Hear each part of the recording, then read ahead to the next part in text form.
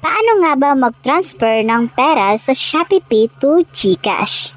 So kung gusto niyo malaman kung papaano, panoorin niyo po ang video na to pagkatapos ng aking intro.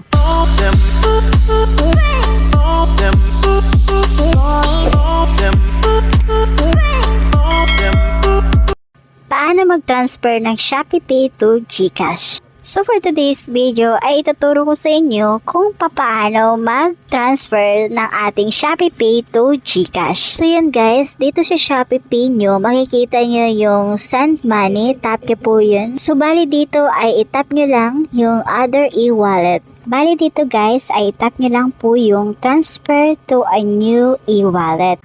So bali dito ay pilapan nyo lang, ilagay nyo lang yung full name nyo at sa e-wallet ang ilalagay nyo po dyan ay yung GCash. Phone number, yung phone number nyo sa GCash at pagkatapos ay i-double check nyo kung tama yung number nyo. At pag okay na, tap nyo lang sa baba yung next. So yun guys, bali dito ay ilalagay nyo lang po kung magkano yung amount na ipapasa nyo po sa GCash account nyo. At meron itong admin pay na 15 pesos, kumbaga ito ay processing pay.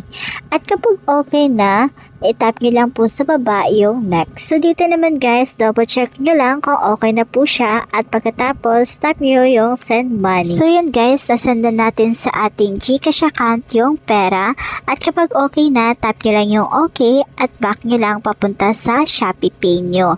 At dito makikita nyo na wala nang laman yung ShopeePay nyo. So ganun lang po ang gawin nyo kung gusto nyo i-send sa GCash account nyo ang laman ng inyong ShopeePay nyo.